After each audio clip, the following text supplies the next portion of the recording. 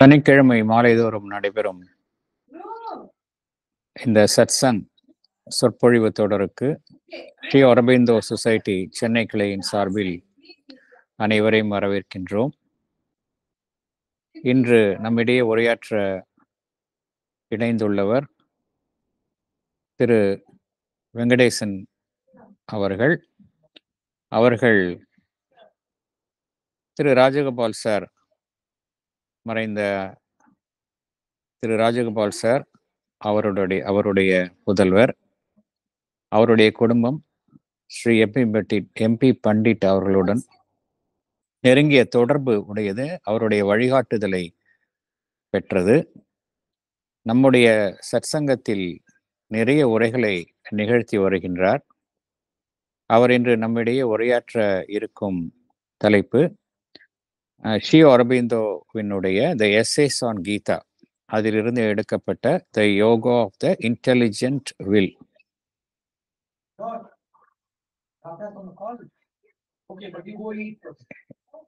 அவரை ஸ்ரீ அரபிந்தோ சொசைட்டி சென்னை கிளையின் சார்பாக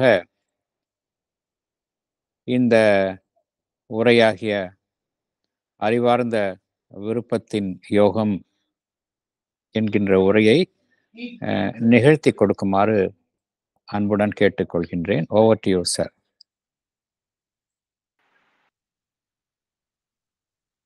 Thank you, Sri Kumar sir. Pranams to Divine Mother, pranams to Sri Aurobindo, pranams to Guruji Sri MP Pandit, pranams to my mentor and father Sri N. Rajagopal. இன்னைக்கு நாம் எடுத்துக்கொண்ட தலைப்பு yoga of the intelligent will, அறிவார்ந்த விருப்பத்தின் யோகம்.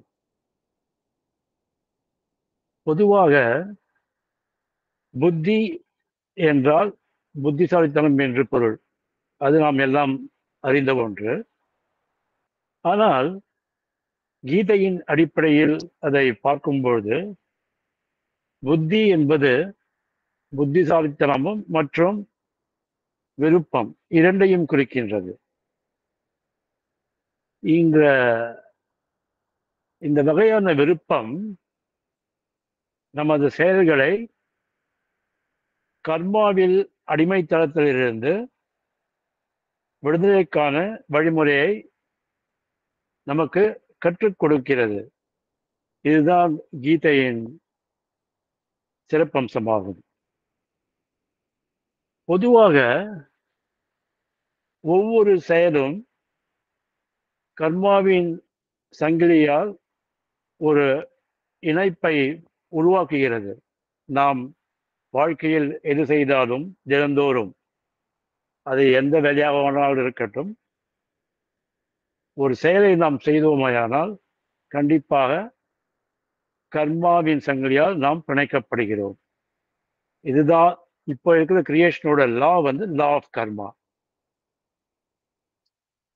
அதனால்தான் மோட்சத்தை இலக்காக கொண்ட அனைத்து ஆன்மீக தத்துவங்களும் செயல்களை நிராகரிக்கின்றன.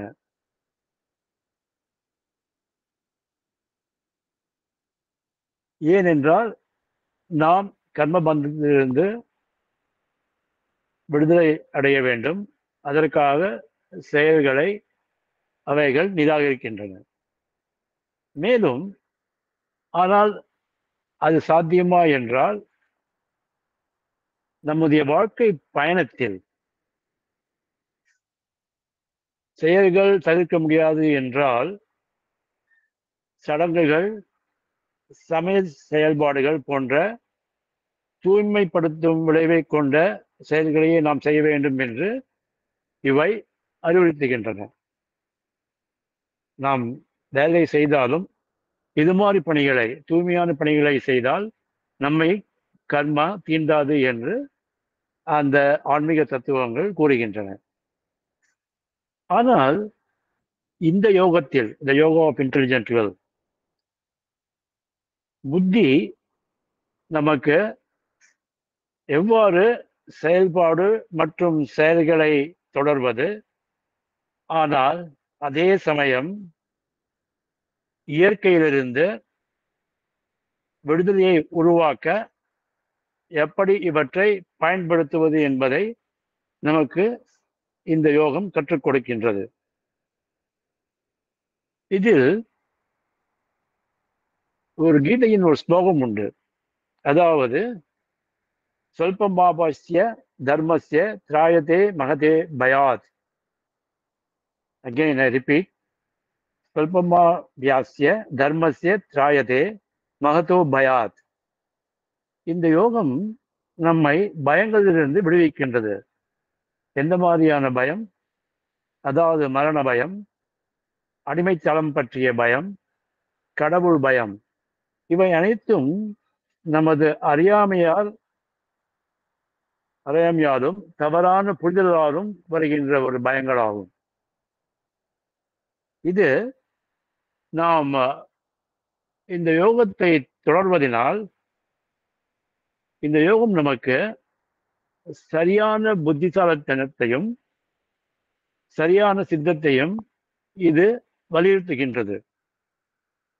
இவை இரண்டும், அதாவது புத்திசாலித்தனம் and நமது சித்தம், இவை இரண்டும் சமமான அமைதியுடன் ஈஸ்வரனில் நிலைத்திருந்தால் நமக்கு எது நடந்தாலும், அது நல்லதோ கெட்டதோ, நம் உள் அமைதி கெடுவதில்லை. இதைத்தான் இங்கு கீதை சொல்கின்றது. நாம் சற்றே நம் புத்தியின் செயல்பாட்டை கூர்ந்து நோக்கினால் அது வெளிப்புறமாகவும் கீழ் நோக்கியும் அல்லது உள்புறமாகவும் மேல் நோக்கியும் இருப்பதை நாம் காண முடியும். இந்த புலன்களின்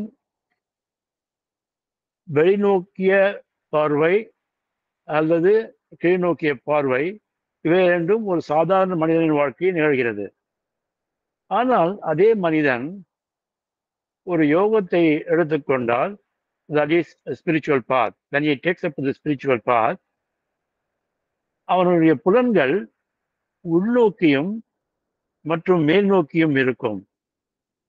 அப்படி அந்த இயக்கம் இருந்தால் கீதை சொல்கின்றது, புருஷ உணர்வின் வருகையை அது குறிக்கின்றது என்கிறது. புருஷா consciousness, the arrival of Purusha consciousness. Sri அரவிந்தர் இதை பற்றி சொல்லும்போது, இந்த புருஷா இதை டிஃபைன் பண்ணும்போது, an essential being supporting the play of Purusha conscious soul என்கிறார் ஸ்ரீ அரவிந்தர். கீதையின்படி இப்பொழுது நாம் கீதை என்ன சொல்கிறது என்போம், எப்படி நாம் ஒவ்வொரு நிலையாக மேலே செல்ல முடியும் என்பதை இதை நமக்கு கற்றுக் கொடுக்கிறது. இதை யாவும் கிருஷ்ணர் ஸ்ரீ அர்ஜுனனுக்கு சொல்கின்றார். அதை நாம் இப்பொழுது பார்த்து கொண்டிருக்கிறோம். கீதையின்படி முதலில் பொருள்களிலிருந்து புலன்களை நாம் விலக்க வேண்டும். வேறு வேறு விஷயங்கள், வெளி விஷயங்கள் நாம் எப்பொழுதும் நம்முடன் தொடர்பு கொண்டிருக்கின்றன. நமது புலன்களை அந்த பொருள்களிலிருந்து முதலில் விலக்க வேண்டும். பின்பு அந்த புலன்களை மனிதருக்குள் இழுத்து கொள்ள வேண்டும். எப்படி ஒரு ஆமை தன்னுடைய தலையை தன் ஓட்டுக்குள் இழுத்து கொள்ளுமோ, அது மாதிரி நாமும் நம் புலன்களை மனதிற்குள் இழுத்து கொள்ள வேண்டும். அப்படி நாம் செய்கின்ற போது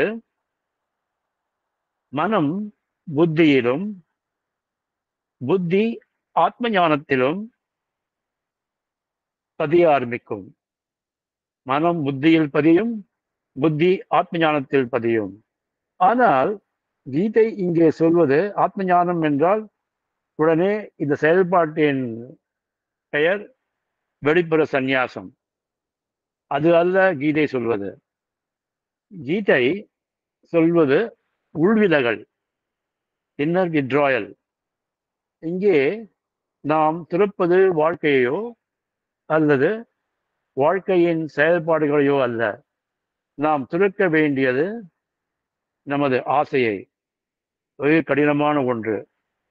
ஆசை என்பது மனிதனுடைய இயற்கை குணங்களில் ஒன்றாகும். நாம் ரஜஸ், தமஸ், சத்துவ குணங்களால் ஆடப்படுகின்றோம். அதனால் ஆசை என்பது இன்றியமையாத ஒன்றாகும் ஒரு சராசரி மனிதனுக்கு. ஆனால் இங்கே நாம் பொருள்களிலிருந்து புலன்களை விலக்கினாலும், கீதை சொல்கிறது உனது புலன்களை பொருள்களிலிருந்து விலக்க வேண்டும் என்று. அப்படி விலக்கினாலும் பொருள்களின் ரசம் இருக்கின்றது. இது கீதை சொல்கிறது. There is a mental rasa in all objects. அது புலன்களின் தொடர்பிலிருந்து நாம் நம்மை மூடிக்கொண்டாலும் மனம் வெளியே அந்த பொருள்களில் ஈடுபட்டு அதில் லயித்திருக்கின்றது என்கிறது கீதை. This is called mental rasa. இதை மனம் அகமுகமாக அனுபவிக்கின்றது. நாம் அந்த பொருளை மறந்து விடுகின்றோம். ஆனால் அந்த பொருள் மீதான அந்த ஒரு ரசனை என்று சொல்லலாம், இதை மென்டல் ரசா என்று ஆங்கிலத்தில் சொல்கிறார்கள். அதை நாம் கட்டுப்படுத்த வேண்டும். இப்போது கேள்வி என்னவென்றால், அதை நாம் கட்டுப்படுத்த முடியுமா? Is it possible to stop that mental Raza? ஏனால் உடல் ரீதியான ரசனைகளை ஒரு ஒழுக்கத்தின் மூலம் நாம் கட்டுப்படுத்த முடியும், கட்டுப்பாட்டுக்குள் கொண்டு வர முடியும். ஆனால் மனம் அதன் மீது லயித்திருந்தால் அதை எப்படி நிறுத்த முடியும்? நம் மனம் அதையே நினைத்துக் கொண்டிருக்கிறது. அதை மறந்துவிட்டாலும், அதிலிருந்து நம் ஈர்ப்பை எடுத்து விட்டாலும் மனம் எப்போதும் அதையே நினைத்துக் கொண்டிருக்கிறது. இதை ஸ்ரீ அரவிந்தர் சொல்லும்போது, இந்த ரசா என்பதை விளக்கும் போது, இது பொருளின் சாராம்சம் மற்றும் அதன் சுவை ஆர் விஷயங்களின் ஆனந்தம், அதை மனம் அனுபவிக்கின்றது என்கிறார் ஸ்ரீ அரவிந்தர். இப்போது இதை எப்படி விளக்க வேண்டும்? How to stop this mental rasa? அது முடியுமா என்றால் அது சாத்தியமே என்கிறது கீதை. நாம் நம் ஆத்மாவை பார்க்கும்போது, நாம் நமது ஆத்மாவை அனுபவிக்கும் பொழுது அது சாத்தியமே என்கிறது கீதை. This is an experience.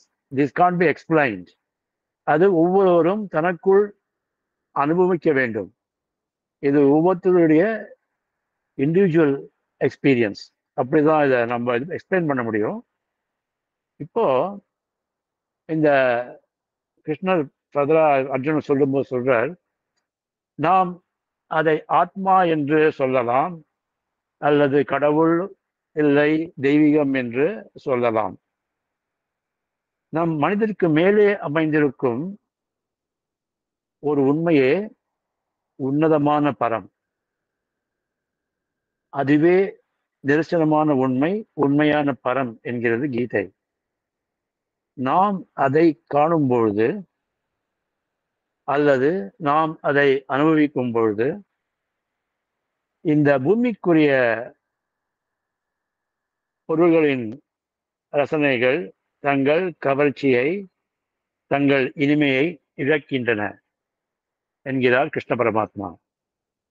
இதற்கு நாம் ஒரு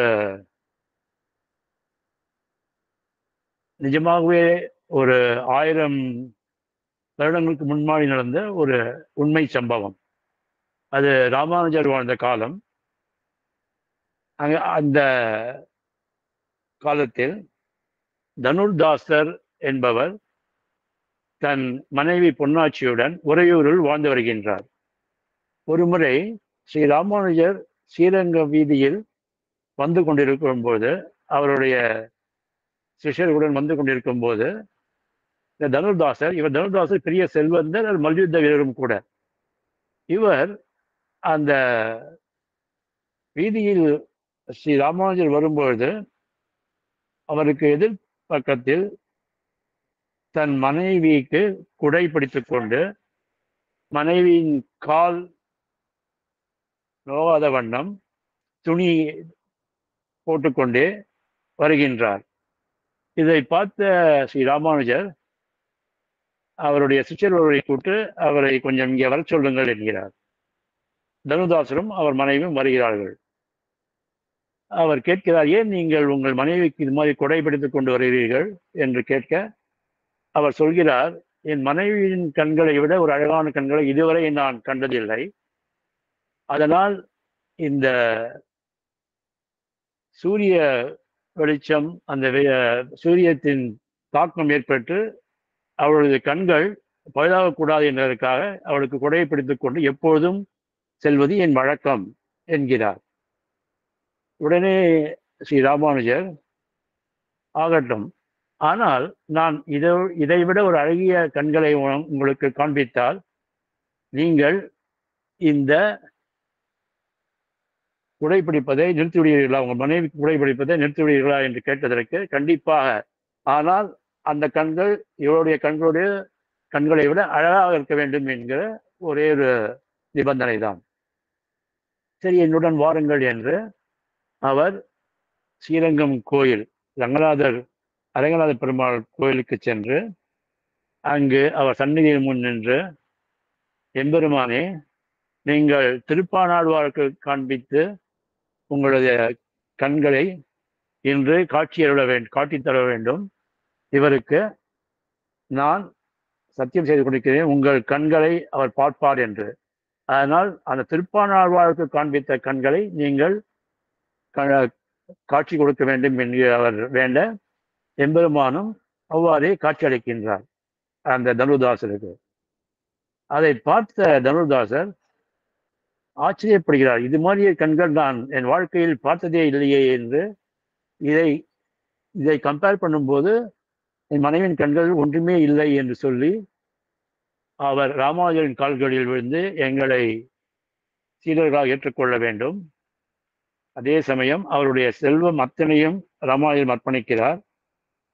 எப்படி ராமருக்கு ஸ்ரீ லக்ஷ்மணர் இரவு பகலாக காவல் காத்து வனவாசத்தின் பொழுது இருந்தாரோ, அதே போல் தனுர்தாசர் அவர் ஸ்ரீ ராமானுஜருக்கு சிஷ்யைகள் சுண்டுதல் புரிந்து கொண்டு அவர் வாழ்க்கையை பூரா ஸ்ரீரங்கத்திலேயே கழித்தார். அதனால்தான் அவருக்கு பிள்ளை உறங்காவல்லி தாசர் என்ற ஒரு திருப்பெயரும் உருவானது. இந்த கதை ஏன் நான் சொல்கிறேன் என்றால், எப்போது ஒரு நித்தியமான ஒன்று பார்க்கும்போது மீதி எல்லாமே அனித்தியம் என்று தோன்றும். ஏனால் அவளுடைய கண்கள் என்றாவது ஒரு நாள் அவளுடன் அழிந்துவிடும். எது நித்தியமானது, சாஸ்வதமான இந்த பிரம்மம், அது என்றுமே நிலைத்திருப்பது. எப்பொழுதும் நாம் ஆசை எதனில் படுகிறோம் என்றால், எதுவுமே அனித்தியமான ஒன்றை பார்த்து ஆசைப்படுகிறோம். நித்தியமான ஒன்று எது நமக்குள்ளே இருக்கிறது, அது ஆத்மா, அந்த தெய்வீகம். அதில் நாம் சுவை கண்டு கொண்டோம் என்றால் இந்த அனித்தியமான பொருள்களிலிருந்து நமது ஆசை அறவே போய்விடும். அதுதான் இங்கே நடக்கிறது. இவருக்கு நடந்தது, அந்த திவ்ய கண்களை கண்ட பின்பு இவை ஒன்றுமே இல்லாமல் போய்விட்டது அவருக்கு. அதனால்தான் தன் வாழ்க்கையை அவரது மனைவியும் 2 பேரும் அவர்களுக்கு தொண்டர்களாக பணிபுரிந்து தங்கள் வாழ்க்கையை கழித்தார்கள். So the attraction toward the objects, அது நம்மை என்னவெல்லாம் செய்கிறது என்பதை ஸ்ரீ கிருஷ்ணர் இப்ப விளக்குகிறார். அதை நாம் பார்ப்போம், ஒன்றொன்றாக பார்ப்போம். இந்த ஒழுக்கம், சுய ஒழுக்கம், அதாவது இந்த மனதில் உள்ள ஆசையை, அந்த ரசனை, மென்டல் ரசா, அதை எப்போது நாம் விடுவோம் என்றால், அதை விட நன்றாக அழகிய ஒன்றை பார்க்கும்போது அது போய்விடுகிறது. இது பூமியை பற்றி ஒன்று. இந்த பொருள் எல்லாமே, all these objects, they belong to this world. sorry, belong to this world. So, இந்த பொருள்களின் மீது ஆசையை நாம் அறவே ஒழிக்க வேண்டும். நித்தியமான ஒன்றை நாடி நாம் செல்ல வேண்டும். அதற்குத்தான் இந்த யோகங்கள் எல்லாம் நமக்கு கற்றுக் கொடுக்கின்றன. இதில் ஸ்ரீ அரவிந்தர் சொல்லும்போது சொல்கிறார், இந்த சுய ஒழுக்கம் அவ்வளவு எளிதல்ல. The self-discipline is not so easy to practice, but we have to do that.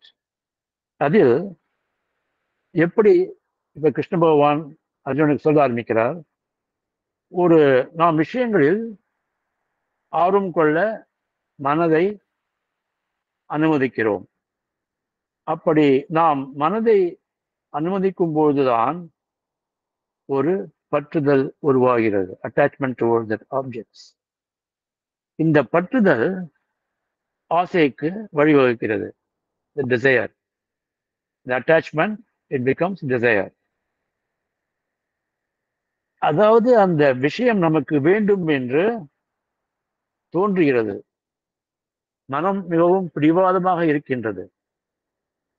அந்த ஆசை தீவிரமடையும் பொழுது அது பேரார்வமாக மாறுகிறது.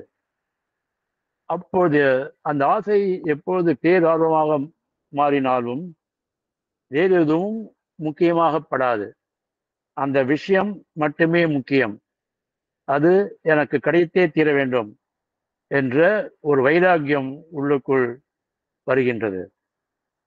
இந்த ஆசையும் பேரார்வமும் நிறைவேற மறுத்தால், அந்த பொருள் நமக்கு கிடைக்கவில்லை என்றால், அந்த சமயம் நம் மனது ஒரு வெறுப்பும் அதுவே கோபமாகவும் மாறுகின்றது. அந்த வெறுப்பு அந்த பொருளிடத்திலும், கோபம் யார் அதை நமக்கு கிடைக்க விடாமல் செய்கின்றார்களோ அவர்களிடத்திலும் கோபமாக மாறுகிறது. அந்த கோபப்புகை, the smoke of anger, அந்த கோபப்புகை நம் புத்தியை மறைக்கின்றது. அப்பொழுது நாம் நம் சுயத்திலிருந்து விழுகின்றோம். இது ரொம்ப ஆபத்தான ஒன்றாகும். அந்த கோபப்புகை நம் புத்தியை மறைக்கின்றது.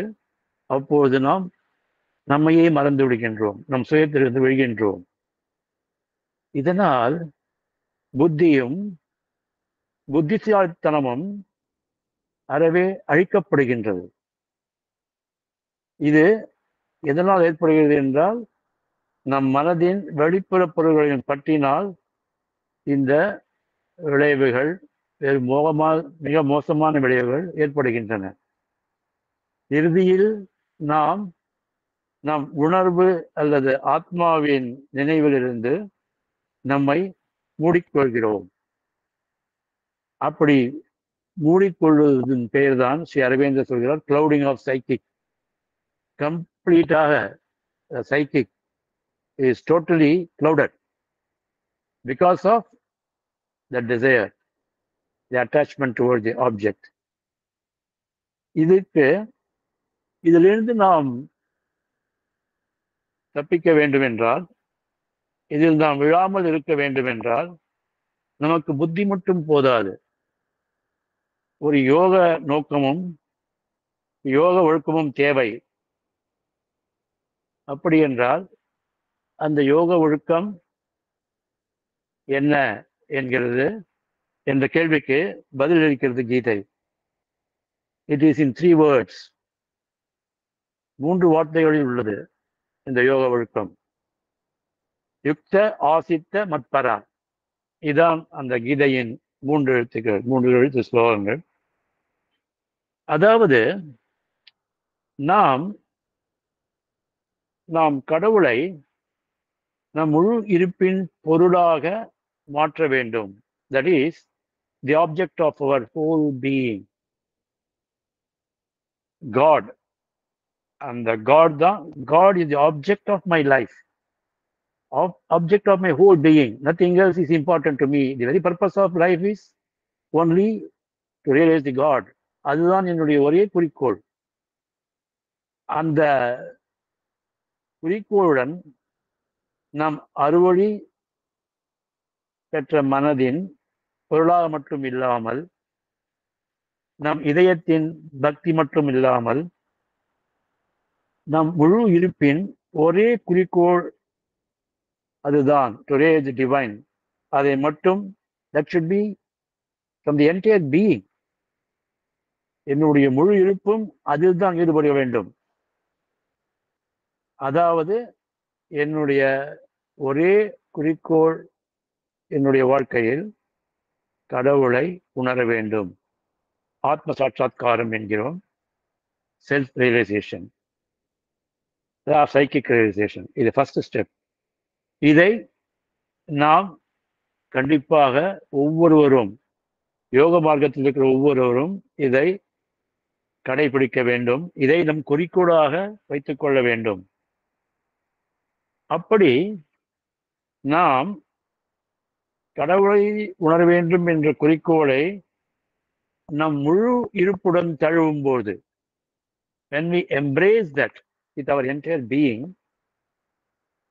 then ஆன்மாவுடன் தொடர்பு ஏற்படுகின்றது. soul contact. The soul contact that happens when we feel but we want only the divine, nothing but divine. அது ஏற்படுகின்றது. அது ஏற்பட்டால் மட்டும் போதாது, நாம் அதை பராமரிக்க வேண்டும்.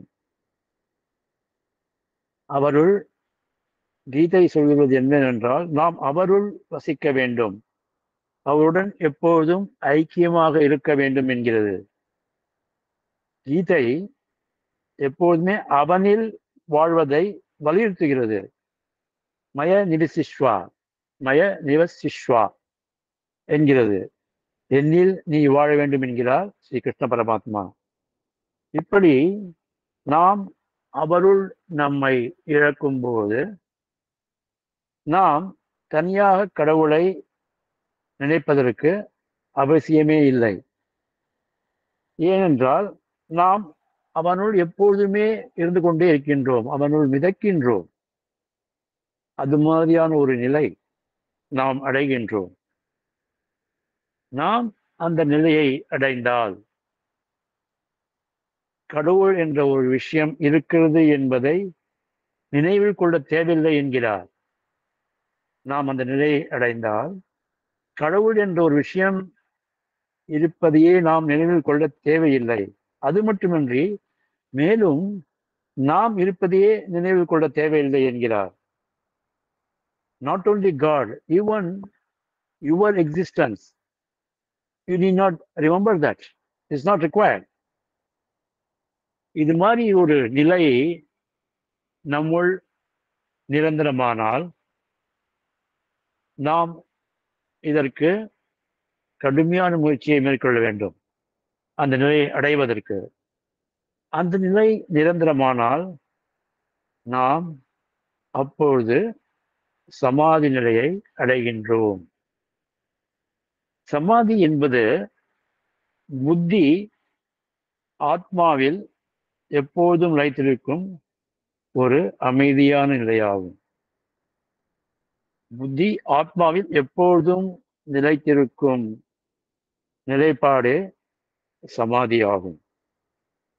நாம் சமாதி நிலைக்கு வந்துவிட்டதாக என்ன அறிகுறிகள் என்று பார்த்தால், முதலில் ஆசைகளின் வெளியேற்றம். அந்த நிலைக்கு செல்லும் ஒருவர் ஆசையற்றவராக இருப்பார். ஆசையின் வெளியேற்றம். ஆசைகள் இருக்கும் வரை நாம் சமாதி நிலையை அடைய முடியாது. அடுத்தது, எது நடந்தாலும், நல்லதோ தீயதோ, லாபமோ நஷ்டமோ, அதை பற்றி மனம் எல்லாவற்றையும் சமமாகவே பார்க்கும். அதில் வேறுபாடு இருக்காது. ஆத்மா நிரந்தர ஆனந்தத்தில் எப்போதுமே இருக்கும். நாம் அந்த சமாதி நிலையில் இருந்தால் கூட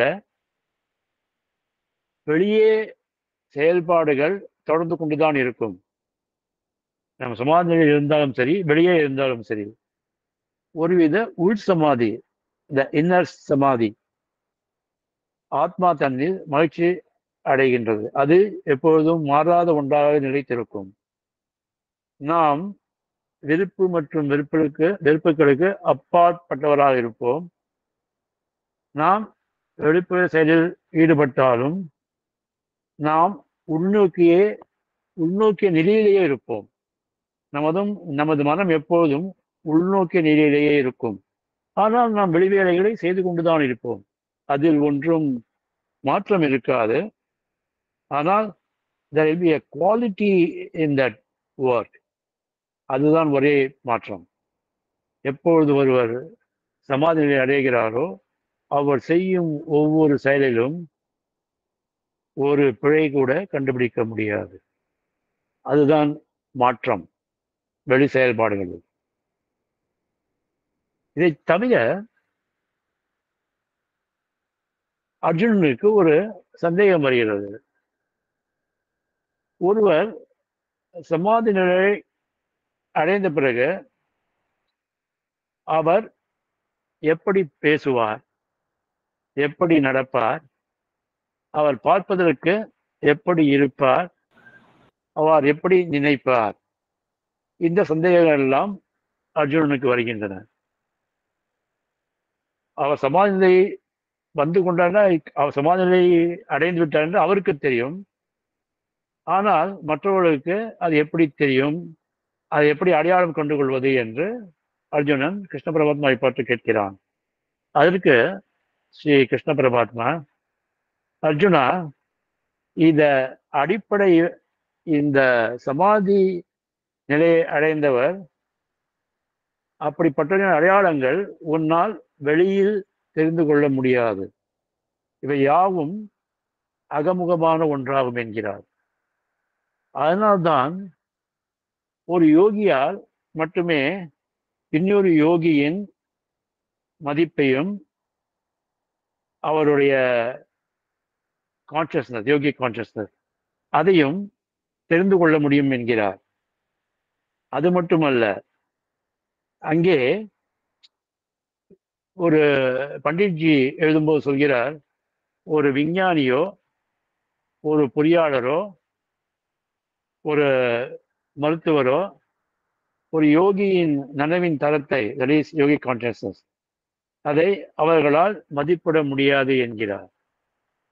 அதனால்தான் ஒரு யோகியால் மட்டுமே இன்னொரு யோகியின் மதிப்பை தெரிந்து கொண்டு அவருடைய நிலைப்பாடில் அவர் கேட்ட கேள்விக்கு இதனால் பதிலளிக்க முடியும்.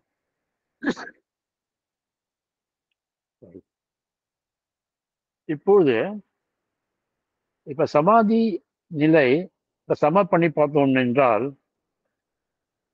நம் கவனம் எப்போதும் உள்நோக்கியே இருக்க வேண்டும்.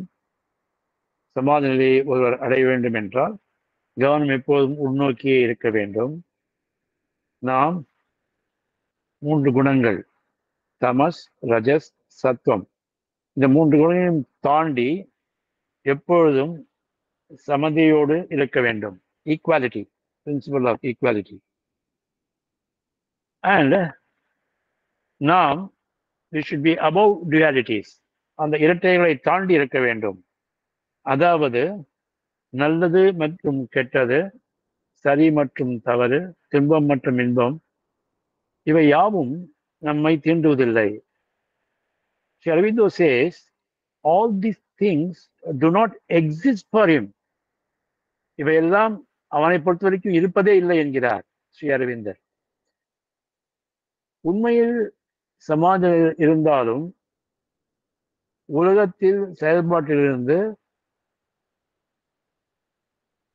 நிறுத்தம் ஏற்படுவதில்லை. ஒருவர் உண்மையான சமாதி நிலையை அடைந்தாலும் அவர் வெளிப்புற செயல்பாட்டில் ஈடுபட்டு கொண்டுதான் இருக்கிறார். அதுதான் இந்த கீதாவோட ஸ்பெஷாலிட்டி. அது சமாதி நிலைக்கான வழியை, திசையை நமக்கு சுற்றுக்காட்டினாலும் உலகில் நாம் தொடர்ந்து செயல்படவும் அந்த செயல்பாட்டை செய்வதையும் வலியுறுத்துகிறது கீதை. அதனால்தான் அர்ஜுனன் அவன் போர் புரிய மாட்டேன் என்கிற அந்த சங்கல்பத்தை உடைக்கவே இந்த கீதையை தோன்றியது. நீ உன் கடமையை செய்தால் வாங்க வேண்டும் அர்ஜுனா, இதை நீ தவிர்க்க முடியாத ஒன்று. நீ ஞானி ஆனாலும் உன்னுடைய கடமையை நீ செய்து கொண்டுதான் இருக்க வேண்டும். அது உன் சத்திரிய தர்மம். இதை செய்யாமல் இருந்தால் உனக்கு அதனால் உள்ள கர்மாக்கள் வந்து சேரும் என்கிறார். நீ கொல்வதனால் கர்மா வராது, ஆனால் கொல்லாமல் இருந்தால் உனக்கு கர்மா கண்டிப்பாக வரும் என்கிறார் ஸ்ரீகிருஷ்ணர். நமக்கு செய்ய உரிமை உண்டே தவிர அதன் பலன்களுக்கு நமக்கு ஒருபோதும் உரிமை இல்லை என்று கீதை எச்சரிக்கின்றது. அது மட்டுமல்ல, இன்னொன்றும் சொல்கிறது. இந்த செயலற்ற தன்மையின் மீது நாம் பற்றுதல் கொள்ள முடியாது. அட்டாச்மெண்ட் டுவர்ட்ஸ் இன்ஆக்டிவிட்டி, அது இருக்கக்கூடாது என்கிறது. அதே போல் அமைதியின் பெயரால், துறவு என்ற பெயரில் நாம் செயலிலிருந்து விலகி இருக்கவும் முடியாது என்கிறது. இரண்டுமே முடியாது. You have to two your work. You can't this outer sannyasa. Inner sannyasa is required, that is, just renounce your desires. But உன் செயலிலிருந்து நீ விலகி இருக்க முடியாது என்கிறார் ஸ்ரீ கிருஷ்ண பகவான். இதை ஒரு சாதகர் ஸ்ரீ அன்னையிடம் ஒரு கேள்வி கேட்கிறார். நாம் எப்படி ஒருவர் சுப்ராமெண்டல் கான்சியஸ்னஸை அடைந்தார் என்பது எப்படி அறிந்து கொள்ள முடியும் என்று அன்னையை பார்த்து அவர் கேட்கிறார்.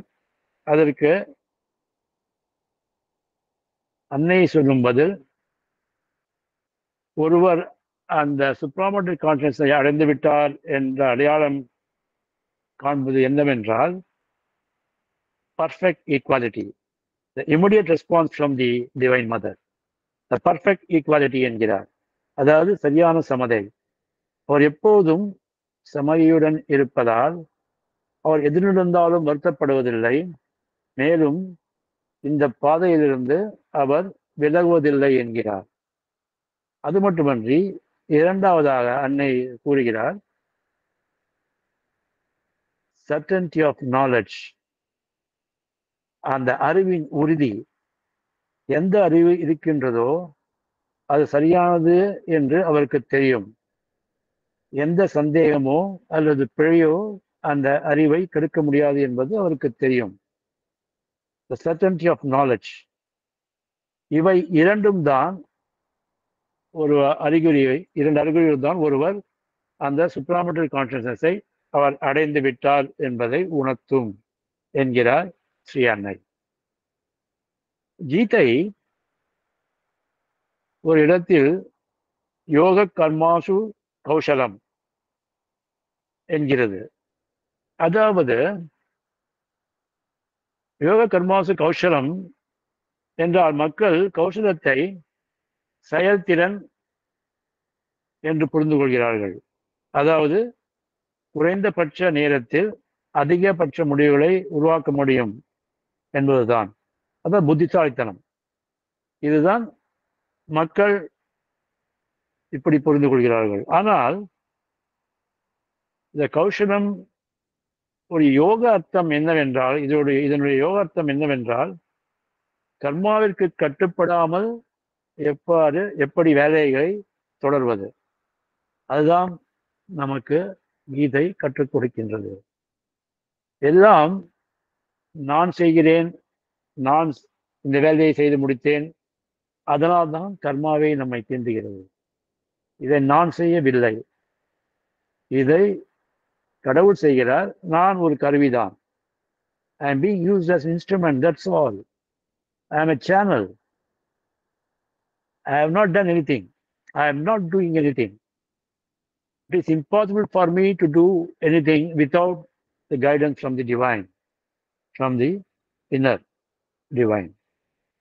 உள்ளுக்குள்ளிருந்து ஒருவர் நம்மை செலுத்துகிறார். நாம் அவருடைய ஆணைப்படி நாம் நம் செயல்களை செய்கிறோம்.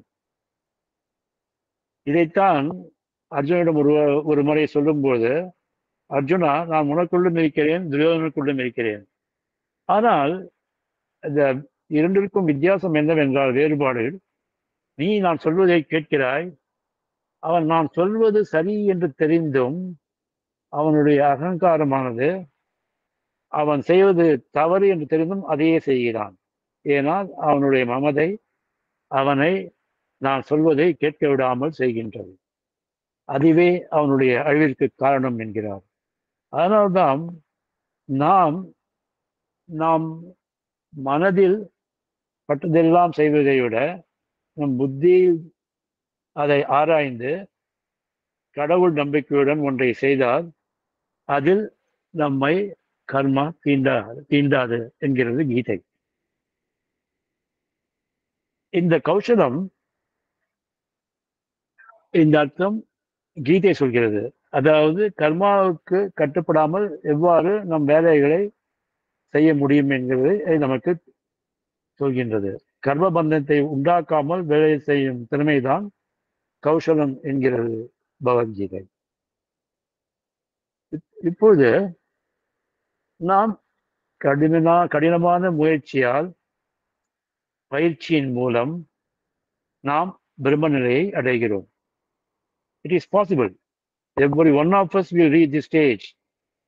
Then there's a big question.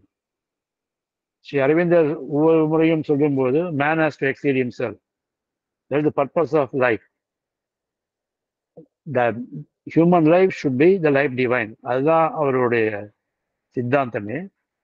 அந்த பர்பஸ் இன் லைஃப் நாம் ஒவ்வொருவரும் தெரிந்து கொள்ள வேண்டும். எப்போது நமது கடினமான உழைப்பாலும் பயிற்சியாலும் இந்த பிரம்ம நிலையை அடைகின்றோமோ, அடைந்த பின் இப்போது கீதை சொல்கிறது, இந்த பிரம்ம நிலையை உணர்ந்த ஒரு மனிதனின் மதிப்புகள், மனப்பான்மைகள், அவன் நோக்கத்தை இன்னும் புலன்களால் கட்டுப்பட்டு அறியாமையில் செயல்பாடுகளுக்கு அடிமையாக இருக்கும் ஒரு மனிதனால் முற்றிலும் புரிந்து கொள்ளவே முடியாது. அந்த பிரம்மஞானி ஒரு புரியாத புதிராகவே இருப்பார் என்கிறது கீதை. இந்த பிரம்ம நிலை, இந்த பிரம்ம நிர்வாணம் ஒருவர் அடைகிறார் என்றால், கீதை சொல்கிறது, இந்த நிர்வாணம் ஒரு சுய அழிவல்ல. அவர் மறைவதில்லை, அவர் கொல்லப்படுவதில்லை என்கிறது கீதை. பிரம்ம நிர்வாணம், பிரம்மஞானி ஆகிவிட்டார், பிரம்மத்துடன் கலந்து விட்டார். அப்படி என்றால் அவர் இருக்கிறாரா இல்லையா என்ற ஒரு சந்தேகம். அதற்கு கீதை மிக தெளிவாக சொல்கிறது, அந்த பிரம்ம நிர்வாணம் அடைந்த ஒருவர் அழிவதில்லை, அவர் மறைவதில்லை, அவர் கொல்லப்படுவதில்லை. இந்த தனிப்பட்ட சுயமானது, இந்த இண்டிவிஜுவாலிட்டி, தனிப்பட்ட சுயமானது ஒரு எல்லையற்ற பிரம்மத்தின் உணர்வுடன் இருக்கின்றது. அதுதான் அங்கே நடக்கின்றது. அது அந்த பிரம்ம உணர்வுடன் இருக்கும்போது it breaks the cell of the personality and becomes impersonal. Sri Aravindar சொல்றார். அந்த இம்பர்சனல் டிஃபைன் பண்ணும்போது, the impersonal is not he, இது ஸ்ரீ அரவிந்தரோட meaning. That impersonal is not he, it is it என்கிறார். ஆழ்வார் தனது பாசத்திலும் அந்த பிரம்மத்தை பற்றி சொல்லும்போது, அவன் ஆணும் அல்லன் பெண்ணும் அல்லன், அல்லா அழியும் அல்லன் என்கிறார் தனது பாசுரத்தில். அந்த பிரம்ம நிலையில் ஒருவர் இருந்தாலும், அந்த பிரம்ம நிலையில் ஒருவர் இருந்தாலும் அவருடைய ஆளுமை தொடர்கின்றது. That is, his personality continues. அவர் அவரை நாம் என்ன கேள்விகள் கேட்டாலும் அந்த பிரம்ம உணர்விலிருந்துதான் நாம் பதில் தெரிந்து கொள்கின்றோம். இதை பற்றி ஸ்ரீ பண்டிட்ஜி எழுதும்போது Sri Aurobindo and Sri Ramana Maharishi are typical examples of this impersonality என்கிறார். Anything we ask, the answer comes from there, that is from that level. The impersonality articulates through the personality. நாம் அவர்கள் முன் கேட்கும் கேள்விகளுக்கு பதில் பிரம்ம நிலையில் இருந்து வருகின்றது. அதாவது பிரம்மம் இவர்களின் ஆளுமையின் மூலம் தன்னை வெளிப்படுத்துகின்றது என்கிறார் Sri Panditji. So it is an impersonal personality. அந்த பர்சனாலிட்டி இருக்கிறது, அந்த ஆளுமை இருக்கிறது. ஆனால் அந்த ஆளுமையிலிருந்து வரும் பதில்கள் எல்லாம் கடந்த பிரம்மம், எல்லாம் கடந்த ஆளுமை, தட்ஸ் இம்பர்சனல். அங்கிருந்து அந்த ஒரு நிலையிலிருந்து தான் பதில்கள் வருகின்றன அவர்கள் பேசும்போது. எனவே இது பிரம்மத்தின் ஆளுமை என்கிறார். இதை பற்றி ஸ்ரீ அன்னை கூறும்போது அதாவது பிரம்மத்திலிருந்து வெளிப்பட்ட ஆத்மா மறைந்து விடாது. இது அன்னையோட ஓன் எக்ஸ்பீரியன்ஸ். அவர் கீதை பேசிஸ் சொல்லல, இட் இஸ் அவர் ஓன் எக்ஸ்பீரியன்ஸ். அதாவது பரமாத்மாவிலிருந்து வெளிப்பட்ட ஆத்மா மறைந்து விடாது, அது ஒன்றுபடலாம் மற்றும் மேற்பரப்புக்கு வெளிப்படையாக தெரியாமல் போகலாம். ஆனால் நாம் அந்த பிரம்மத்தின் அபிரமிதத்தில் தொடர்கின்றோம், அந்த பிரம்மத்தில் இருக்கின்றோம். இந்த தனித்துவம் போனாலும் போனாலும் அந்த தனிநபர், the individual still exists, ஒரு புள்ளியாக தொடர்கின்றார் என்கிறார் ஸ்ரீ அன்னை. இது ஆன்மாவின் வாழ்க்கையை தொடங்கிய குறிப்பிட்ட உண்மையின் ஒரு வகையான மையமாகும், சென்டர் பாயிண்ட் என்கிறார் ஸ்ரீ அன்னை டிவைன் மதர். இப்போது அவர் மேலும் சொல்வது என்னவென்றால், நீங்கள் ஒருபோதும் அழிக்கப்படுவதில்லை. வெளிப்புற ஆளுமை உள் பரிமாணத்தின் ஒன்றுடன் இணைக்கப்படலாம், ஆனால் அழிவு சாத்தியமில்லை என்று டிவைன் மதர் ஸ்ரீ அன்னை கூறுகிறார். இதை பத்தி, இந்த ஸ்டேட்மெண்ட் பத்தி பண்டிட்ஜி எழுதும்போது, that was one of her categorical statements drawn upon her experience and not on philosophical speculation என்கிறார் பண்டிட்ஜி. சோ இங்கே கிருஷ்ண பரமாத்மா அர்ஜுனனுக்கு போதிப்பது என்னவென்றால், நாம் நம்முடைய ஆசையை அறவே விட்டுவிட்டோம் என்றால் நாம் படிப்படியாக நாம் தெய்வத்தை நோக்கி முன்னேறி செல்ல முடியும். Step by step we can realize the divine. But அதற்கு நமக்கு லைஃப் ஓட objective aim should be only one, that is to realize the divine always. Always 24/7 we should be conscious of the divine. Whatever we do, think of the divine. அதுதான் mother சொல்லும்போது, be conscious, always remember and offer. We have to consecrate ourselves. Each moment we have to consecrate. Each moment we should be grateful to the divine. அதுதான் அவர்கள் இருவரும் நமக்கு அறிவுறுத்துகிறார்கள். நாம் இந்த கிருஷ்ண பரமாத்மா இதில் ஒரு நிலையை சொல்லியிருக்கிறார், சமாதி நிலைக்கு எப்படி செல்வது என்று. இதை ஒரு பிறவியில் வருமா என்பது தெரியாது. யார் முயற்சி எடுக்கிறார்களோ, யார் அது மாதிரி பயிற்சியை மேற்கொள்கிறார்களோ, கண்டிப்பாக அது ஒரு பிறவியிலும் வரலாம், அல்லது 100 பிறவிகளும் ஆகலாம், அல்லது 1000. அதற்கு மேற்பட்டும் ஆகலாம். இது நமது சின்சியரிட்டியை பொறுத்தது. நம்ம எவ்வளோ ஆட்டிடியூட், அவர் ஆட்டிடியூட், நம்ம நோக்கம், சின்சியாரிட்டி எவ்வளவு சின்சியராக நாம் இருக்கின்றோமோ 24/7 அந்த டிவைன் கான்சியஸ்லயே இருக்கணும்.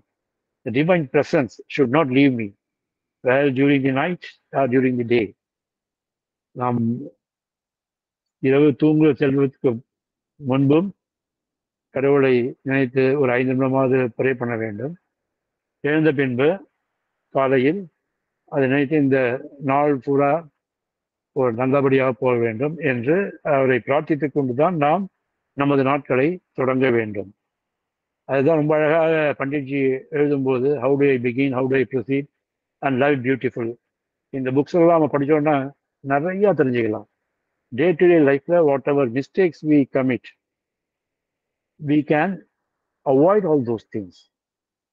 We should not repeat those mistakes. மதம் சொல்ற கர்மா வந்து ஒரு முறை தெய்வம் உன்னுடைய கர்மாவை அழித்துவிடும். It can erase your karma provided you should not repeat the same mistake.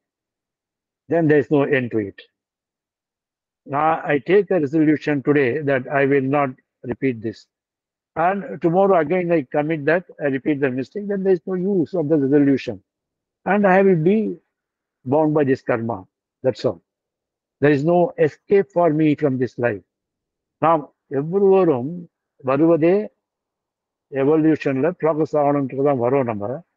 But general நம்முடைய சூழ்நிலை, நம்முடைய உறவுகள், நண்பர்கள் எல்லாம் நம்ம ஒவ்வொரு பக்கம் இழுக்கும். அதில் நாம் வெகு ஜாக்கிரதையாக கடவுளின் துணையோடு, கடவுள் நினைப்பாகவே இருந்தால், அது ஆழ்வார்களின் ஒரு பாசனம் இருக்கிறது.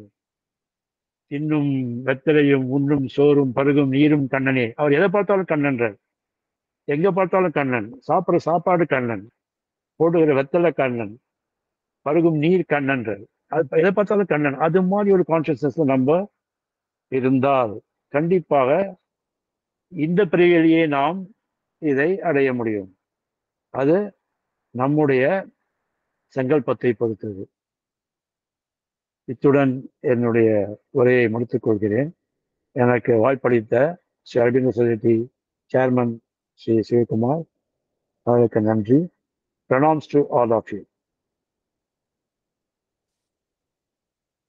அன்பர்களுக்கு ஏதாவது விளக்கம் இல்ல கருத்துக்கள் பகிர்ந்து கொள்வதற்கு இருந்தால் பகிர்ந்து கொள்ளலாம்.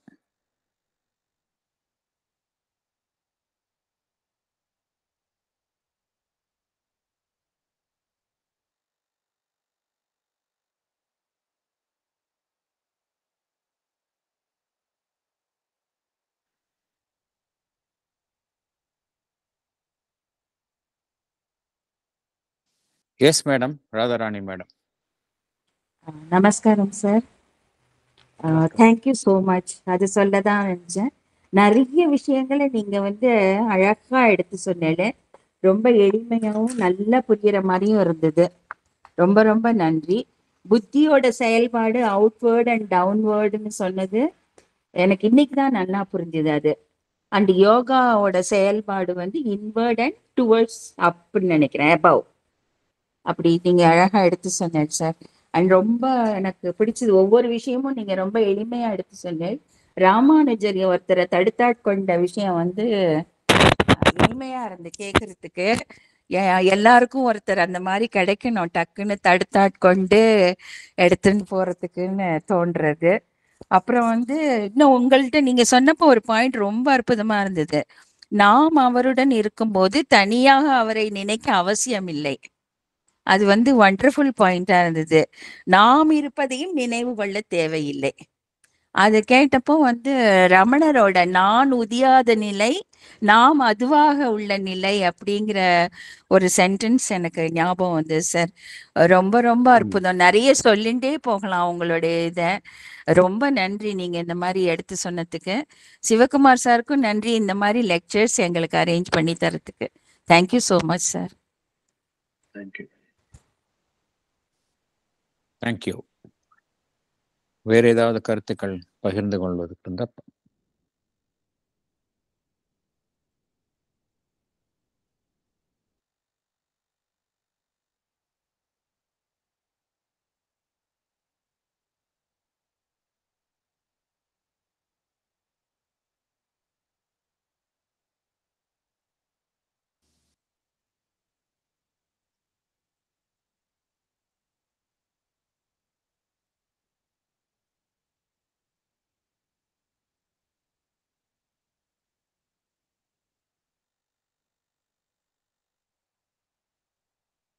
Thank you thank you sir. ரொம்ப ரொம்ப அருமையான ஒரு தேங்க்யூ. ஒரு லெக்சர். ஆக்சுவலா புத்தி அப்படின்னா என்ன அப்படிங்கிறதுக்கு ரொம்ப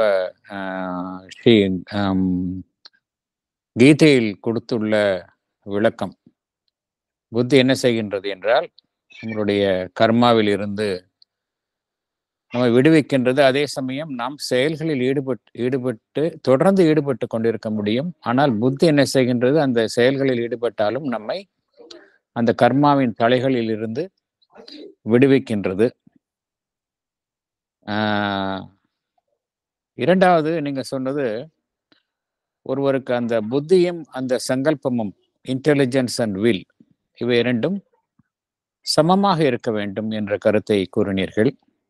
அதே போல உள்முகமான ஒரு திருப்பம், இன்வர்ட் டேர்னிங், அது நம்மை அந்த புருஷா கான்சியஸ்னஸ் அதற்கு இட்டு செல்கின்றது என்ற கருத்தை பகிர்ந்து கொண்டீர்கள்.